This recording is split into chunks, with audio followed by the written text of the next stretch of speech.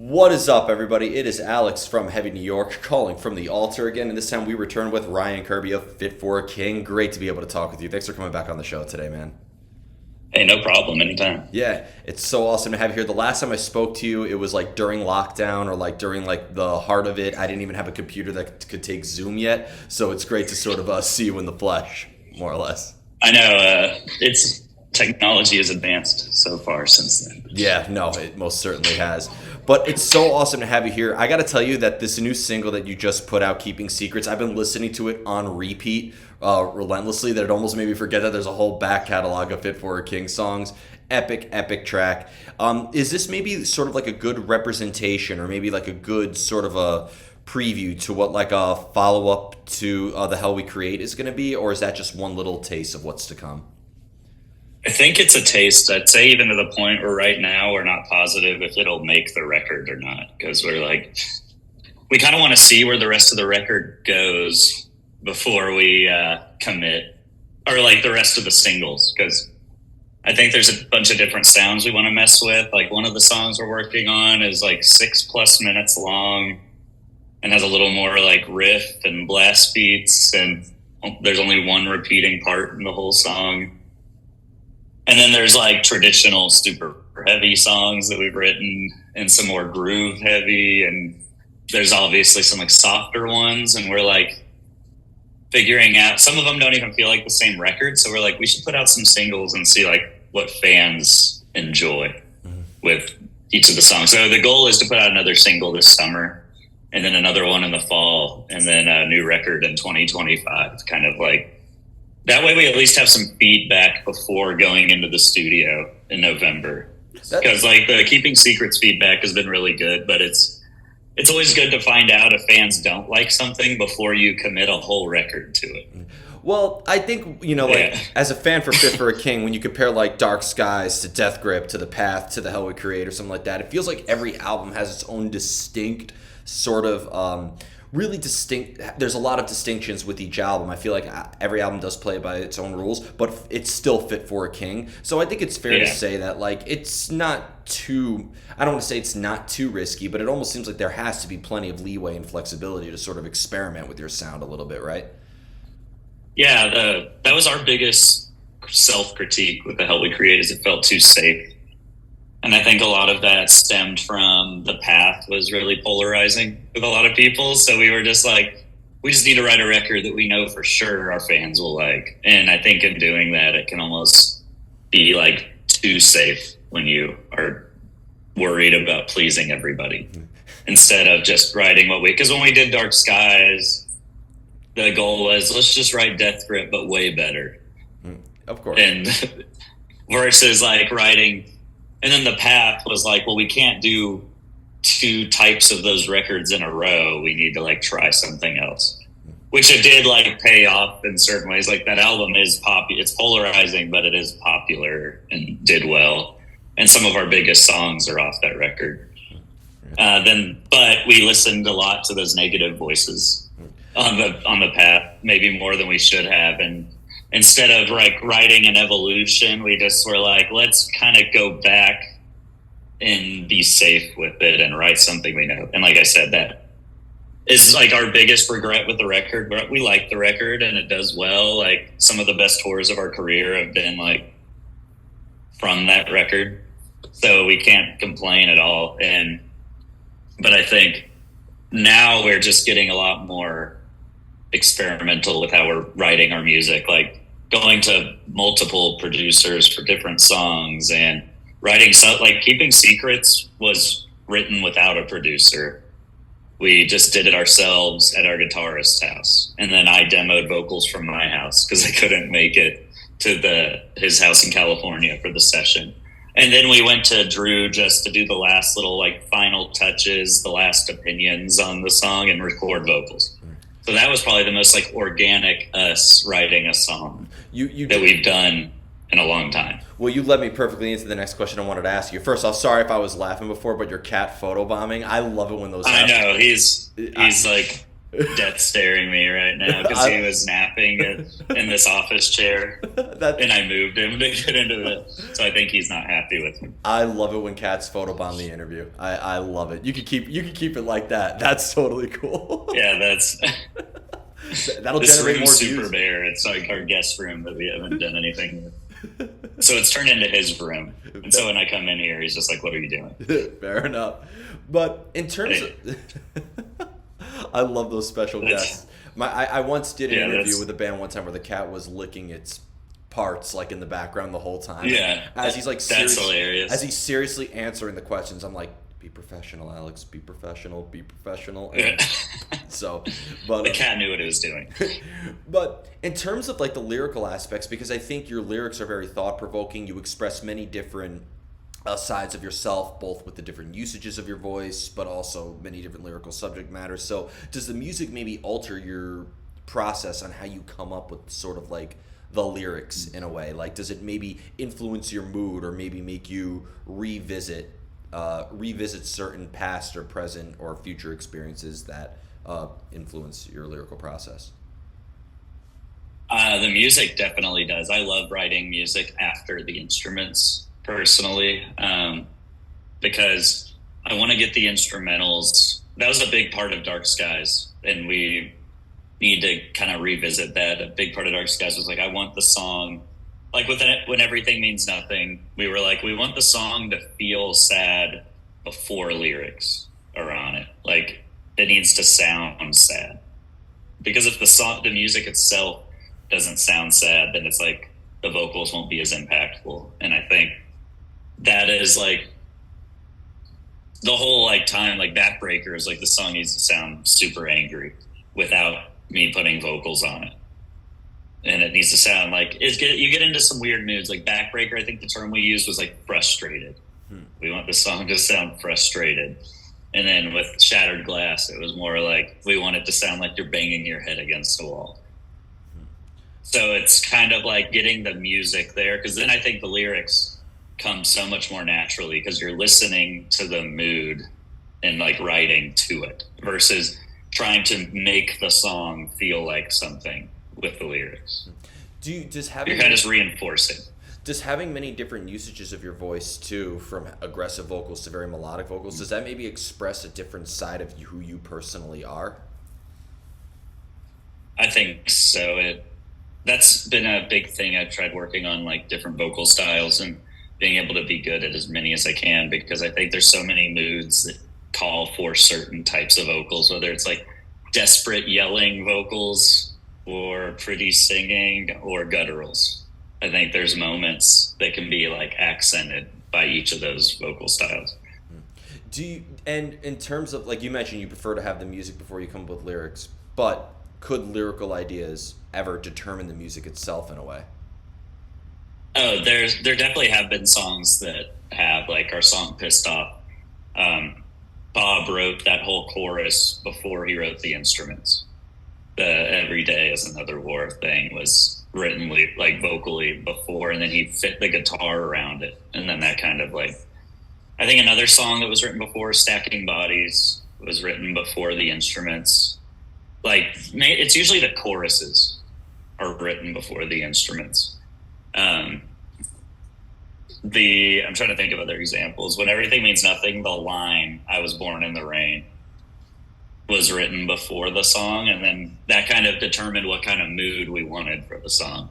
And we're like, the song needs to match that like sad feeling. So I think sometimes it's not as like that we'll write all the lyrics, but there might be a line or a couple lines, and it like that determines the mood of the instruments. Do you think people's interpretations of your music, because your fans have really connected with you in a significant way, as somebody who's been to Fit for a King shows, seeing the dedication that your fans have, it's truly something to behold. When people connect with your music, even if their interpretation of it is nothing like what you were conveying in the song, does that maybe add a layer of context or a layer of meaning? Yay! Special guest. Yeah, he's here for the answer. I never like to correct people on the meaning, because they'll come up to me and be like, "I love how this song talks about this," and it's not remotely what I wrote the song about. But I don't want to I appreciate them taking something from the song, unless it's like contradictory to what the song is about, then I'll be like, yeah, that's not what that's about. I think the only example of that is kind of going to Pissed Off. Hey. Speaking of that was your cue, saying Pissed Off. The like that song is anti-terrorism, anti-war. And I mean, the lyrics literally say every day is another war. We live and die in a hopeless world, laying waste to the innocent with no regret. I'm sick of it. So it clearly says I'm sick of it. A guy at VIP, he was a ex-military, was like, dude, I like mowed down people in Iraq to Pissed Off. Like, I love that song. And I was like, well, that's an anti-war song. So that's weird. And so that was like back in 2017 with somebody. And I was just like, that is not what I wanted happening during the song. So that's the only time I was like, well, that song's not for that. Well, I mean, it's a pissed off song, so like, yeah. I mean, think about it. It is. I know people who are on the total opposite on the political spectrum who love Rage Against the Machine, and and they're using their music to express how pissed off they are at the side that they're on. So but I think that's almost kind of like, I mean, I don't like people mowing anybody down, but like, you know, like, but like that goes to show the powerful and almost kind of like the awesome responsibility that an artist has in a way where like your music, the way that it was for you, it's almost kind of like, you know, like the way that something is invented, people repurpose it for something else. And I think that's really strange and fascinating about art in general. Oh, absolutely. So I wasn't like mad and like I don't want you to be a fan of our band anymore, but that was definitely one of those things. Was like I wanted to let him know that song isn't the one to do it to. Yeah. There's not that I want there to be a song to do that to, but yeah, it's kind of like Rage Against the Machine is a good example. There's a lot of people that Rage Against the Machine would probably be like, "You're who we're talking about." Yeah. But that's the beautiful thing. You could say whatever you want about the art. You could dictate how it's released. You could dictate how it's made and all that. You can't dictate how people experience it, though. So exactly.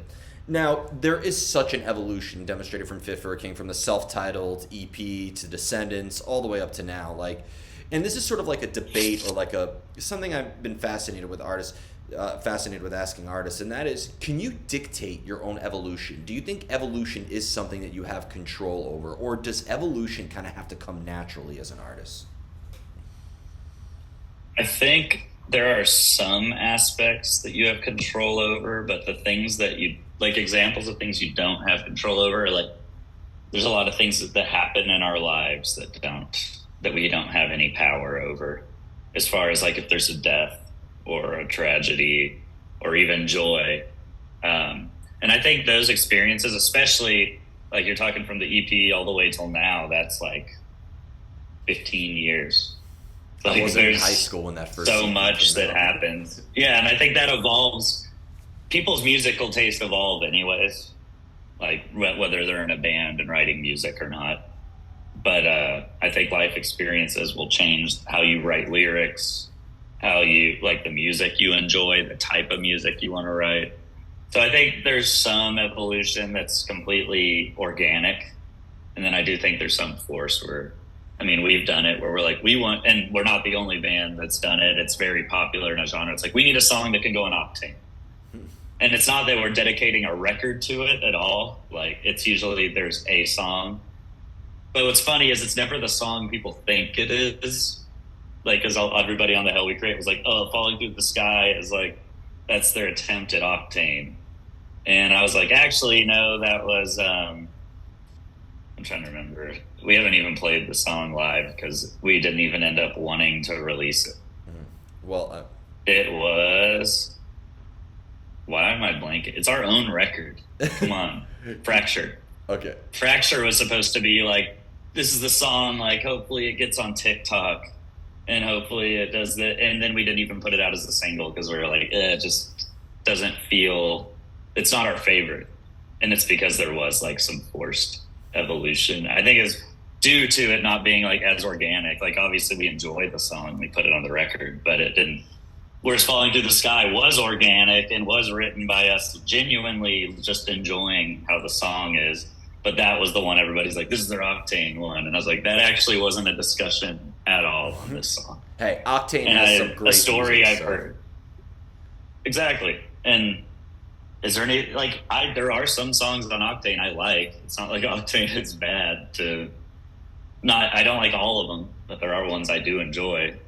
And I view it kind of like I hear the Bad Omen story about Just Pretend, where Just Pretend was like them just jokingly writing a radio rock song. And then if I don't remember if it was a single or not, but I know they didn't even put out a music video for it or anything I'm until so recently. Happy. I'm so happy that happened though. Like I'm really freaking happy because that band, I interviewed them right before lockdown. Right before lockdown, they were still promoting Finding God Before God Finds Me. It was still brand new. Yeah. They were playing at the Kingsland in Brooklyn, which is literally a 100-cap venue. And then now they just fucking sold out Terminal 5 like 2 nights in a row. Like it's... Yeah, now they could play 10,000 caps. Yeah, I couldn't get into the Irving Plaza show when you guys were touring with them. Like, and even though I wish I could have been there, it made me so happy to see that they were freaking killing it. So... Exactly. And it's funny because their biggest song just was almost like not an accident. They clearly wrote an amazing song on purpose, but it wasn't one they were like pushing. It was just kind of there.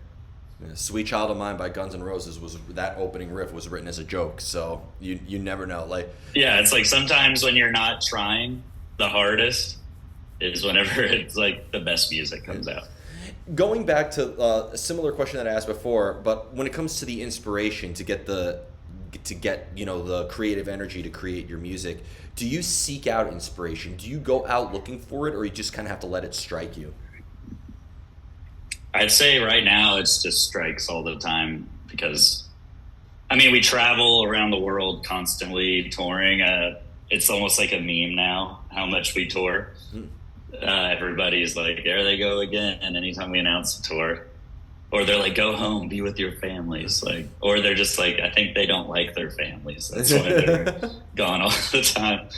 But I'd say, so we get a lot of inspiration from there, but like my wife kids, and they're like, one's 17 and one's 12, and they were adopted 4 years ago. And I think that gives every day is new content. I don't even have to try, like with the trauma and struggles they've been through and like being in therapy with them and doing all that, that almost kind of like feeds that.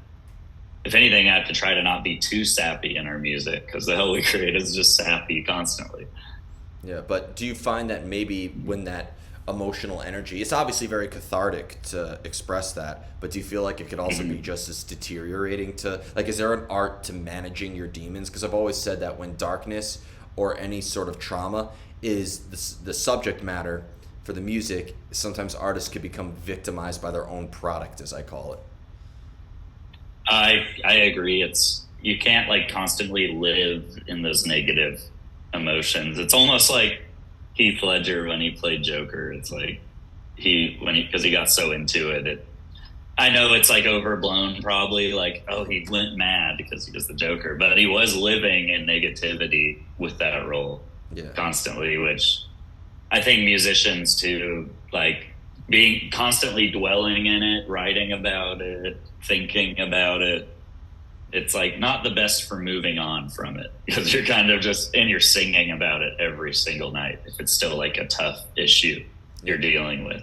Yeah, I mean, because I feel like that's why a lot of artists, struggle internally sometimes because it's unfortunately a harsh reality that like sometimes when we are at our worst, art is at its best. But, it is almost kind of like you overdose on your own inspiration. Exactly. Like imagine I've always thought about that. Like imagine a guy writing a song right after he like got cheated on. A guy or a girl would write one and it's like, so you're going to sing that song about that person. And if it became your hit song, you might perform that for the next 20 years.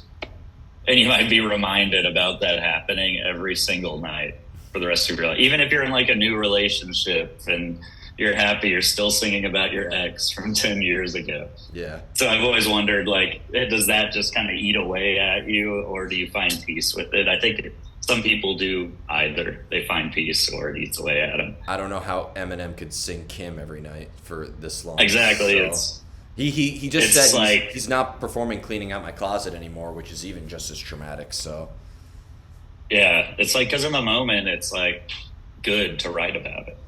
But the thing with songs is if it's a massive song, it'll live for hundreds of years, if not forever. Yeah. So it's like and people expect you to perform it because it's your hit song. So it's like such a weird, like dichotomy between like therapy and also re-traumatizing yourself every day with your own music. Yeah. Well, I've always said that art is life and it can grow and it can develop and even die. So like I'd imagine that like, like for some people, like they may find so much salvation in the pain that you express through it. But do you feel like that maybe the art, do you feel like your music is, do you want to keep everything that you create a staple of who you are at that time? You'd rather keep Slave to Nothing in 2014. You'd rather keep Death Grip in 2016, etc. Do you prefer if everything more or less stays where they are, or do you think that the music can evolve with you as you evolve as an artist? I like that because I'm not remotely the person I was in 2013 when Creation Destruction came out. If anything, I don't even like the person I was in 2013. A lot of people, I think, look back 11 years ago, because at the time I was like a 22-year-old and was extremely obnoxious and probably wouldn't have even wanted to talk to myself. Because, we all watch old videos of ourselves and are like, ugh. I was so cringy. Or like watching my old interviews, I totally get you. Yeah, so it's like some of the lyrical choices and stuff, I'm just like, would I have said that now? Or it's like some of it's like too try hard. And I'm like, oh my God, I was just trying so hard to be cool. Yeah. So I think, I like seeing them as time capsules. And then like when you write new music, I think if you still have aspects of yourself that are similar to back then just keep updating it throughout your records. Like whatever part of you has stayed the same. Yeah, definitely. And then the final question I wanted to ask you is kind of this whole modern day metalcore movement, because I feel like with the rise of you guys as well as bands like Bad Omens and Spirit Box, and it seems like a lot of bands now, like, do you feel like, when we hear about the new wave of American heavy metal with Lamb of God and Shadows Fall and Killswitch and Slipknot and all those bands, does it almost seem like we're kind of in that now in a way? Because I just want to like point out with the rise of American bands, Spirit Box, you guys, Bad Omens, Lorna Shore, and that's just the ones I can name off the top of my head. Mm-hmm. But there are bands that are selling out fucking arenas now that are within this style that you never would have thought. I think it is like the new wave, and I think it just looks different than people think, because everybody, when they think of like who's going to be the new Lamb of God, who's going to be the new Killswitch, they're thinking like very in the box of like, well, it needs to sound like Lamb of God, it needs to sound like this, and it's like, no, the new wave is the new wave because it's coming out 20 years after those bands started making music. Like those bands now sound like Spirit Box, Bad Omens, Sleep Token, and Lorna Shore. And all that. That is the new wave of like bands that are going to be headlining gigantic festivals and stuff like that. And I think it's great for the genre because I feel like metal right now is bigger than it even was back then. Like, I don't know how many bands back then, even in their peak, were selling out 10,000 tickets.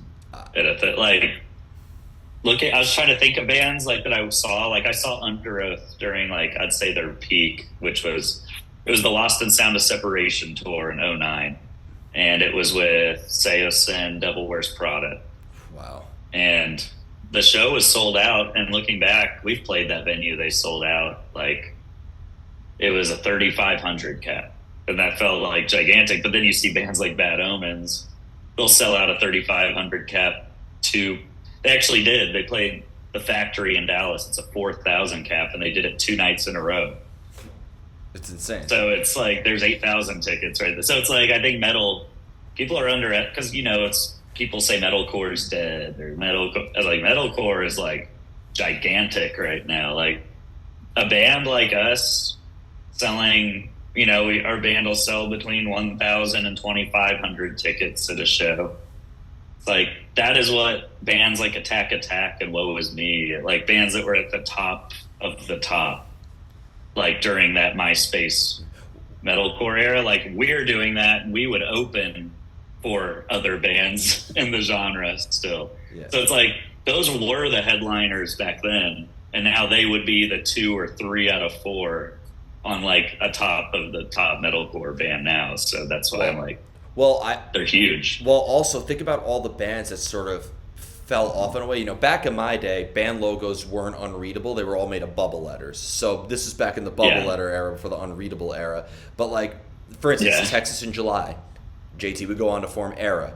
Courtney was in I Wrestled a Bear Once before joining Spirit Box. Caleb was in Attack Attack before joining up with Beartooth. Like, there's so many examples of like how many artists were in bands that were a bit of household names, like that kind of went a little bit along with the Asking Alexandria and Bring Me the Horizon trend that took off. But now they would go on to form new things, and I think it's really fascinating in a way to see on artists who were in quasi-known bands when I was in high school are now in arena headlining bands with a different band. It really, like, it's strange to see when you I guess when you follow this music as obsessively as a fan does, it really is almost kind of like you feel old in a way. Like, sure, I wasn't going to Tower Records and, you know, trading tapes like, you know, the hardcore bands were doing back in the day, but like, you know, I remember watching Brian Starr's interviews and you know, like with bands like A Skylit Drive and, you know, like I remember when Ice Nine Kills was like playing. Even better, I remember when Dance Gavin Dance was opening for Upon a Burning Body. Like, I know, and look at Ice Nine Kills now. They're gigantic. It's insane. And I think a good example of like, if you want to feel old, if anything, it might be just more impressive. Caleb from Beartooth. The dude's 30. He's only 30? He's been around. Yeah, because he was 16 when he started doing vocals in Attack Attack. He might be like 31. Wow. But I found out, like, he is way younger. Like, I'm 33, turned 34 this. I'm going to verify this before I go. He's definitely at least that. I feel like all metal musicians in a way. 31. I feel like all metal musicians almost are 3 years older. I feel like all metal musicians are older than me. Like, I found it so hard to believe that I'm 3 years older than Noah from Bad Omens. But go on. Do it. Yeah.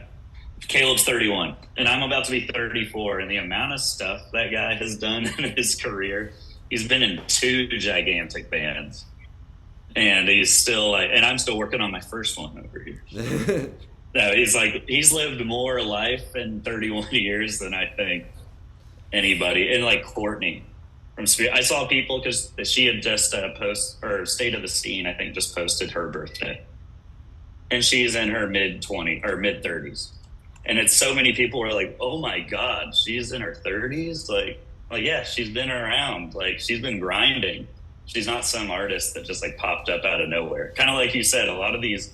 Like JT from Era and all that. It's like, even Noah, I mean, he's been in bands with Bad Omens was grinding. So I think it's cool to see a lot of these bands like making it, and not maybe in the bands they started with, but it just shows like there was so much talent back then and they almost had to reinvent themselves. Because maybe I Wrestled a Bear Once doesn't work for this era. And then Mike and Courtney pivoted, did Spirit Box, and now they're one of the biggest bands in the whole genre. Because it's like sometimes you need a reset. Watch I Wrestled a Bear Once reunite, though, and then fucking sell out the same amount of... Yeah, that'd be hilarious. So... Get the original vocalist back that tastes like Kevin Bacon. I think it's Kirsten. Oh, yeah. Wow. We're thinking of something. We're going way back. We're going back to like 07. To watch, though, like 20 years from now, the When We Were Young festival is going to be headlined by like you guys and Bad Omens or something like that. I know. I already feel old. We have fans of VIP. They're like, I've listened to you guys since 6th grade, and they're in college. Yeah. Or they're like, have a job and like are 30 years old. And I'm like, they're like, yeah, I found you on Descendants. And I was like, dang, that was like 13 years ago. I wasn't even in high school when the first self-titled EP came out. So yeah, so that's what makes me feel old sometimes. Yeah. Well, to quote the great Lemmy Kilmister, if you think you're too old to rock and roll, you probably are. So I haven't had the thought yet, unless there's like some back pain after a show. That's the only time. Fair enough. So before we go, before we go, I want to thank you so much for your time today. I know we're running a little short on time. So just anything else with Fit for a King you'd like to promote? Keeping Secrets is a fantastic single. Just what else we could be expecting for Fit for a King in the future, if you're allowed to say it this time. Also, shout out to our additional furry guests. Hey, we got 3 more tours this year. We've got our headliner with Chelsea Grin. That's going to some more like Middle America markets. We've got our Europe Festival run, and we got the I Prevail Hailstorm tour in July, August. We have some more stuff we can't announce that's coming to Europe early next year. And then, we're hitting the studio in November, so a lot of stuff coming up. Can't wait to hear it. Thank you so much. Everybody, we are here with Fit for a King. Check out the new single, Keeping Secrets. We will see you next time on Heavy New York.